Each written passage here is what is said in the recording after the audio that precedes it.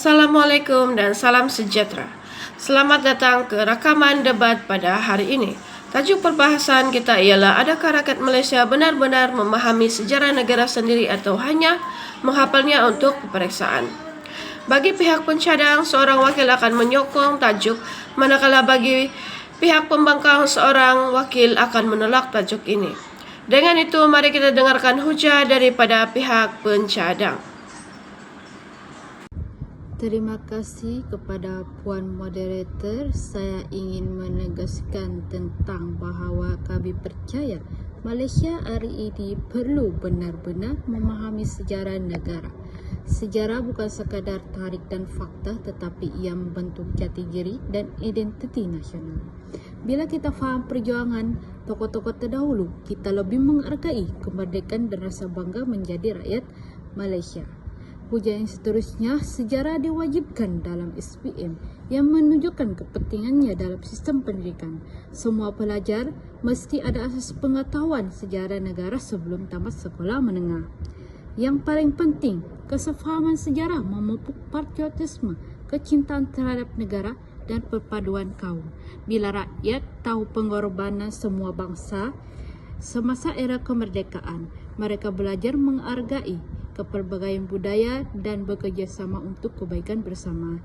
Jadi memahami sejarah bukan sekadar menambah ilmu pengetahuan, tetapi juga membentuk semangat cintakan negara kita. Sekarang ini marilah kita dengarkan hujah daripada pihak pembangkang pula. Terima kasih, kami bersetuju sejarah penting, tetapi isu utamanya ialah kepahaman sebenar rakyat masih terhad. Ramai generasi muda hari ini hanya menghafal fakta untuk peperiksaan, bukan memahami konteks dan pengajaran sejarah. Oleh itu, walaupun sejarah dapat membentuk jati diri, kesannya tidak menyeluruh.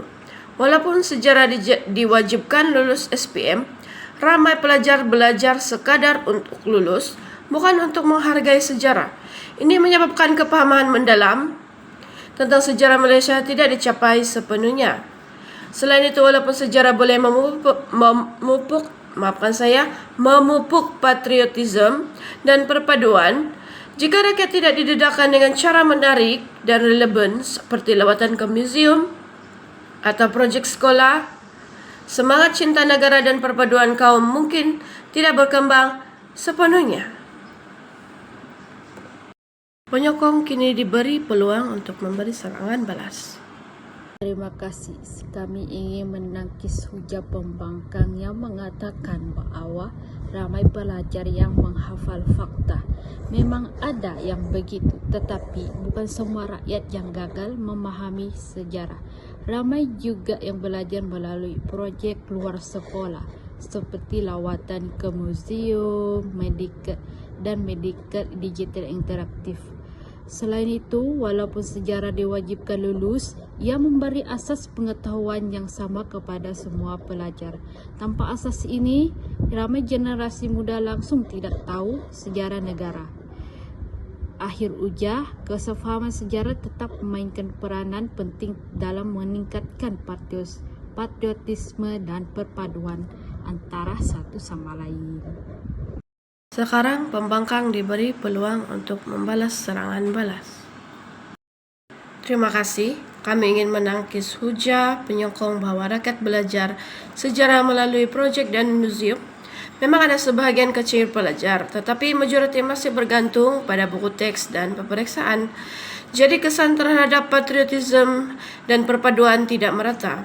Selain itu, walaupun asas sejarah diberikan melalui sistem wajib lulus SPM, iaitu Sijil Pelajaran Malaysia, cara pengajaran yang membosankan menyebabkan ramai gagal paham konteks sebenar. Hanya menghafal fakta tidak cukup untuk membentuk jati diri, semangat patriotik atau perpaduan kaum. Sistem pendidikan perlu lebih kreatif supaya kepahaman sebenar dicapai. Terima kasih kepada dua wakil. Kesimpulannya, kedua-dua pihak bersetuju penting dalam membentuk jati diri, patriotisme dan perpaduan.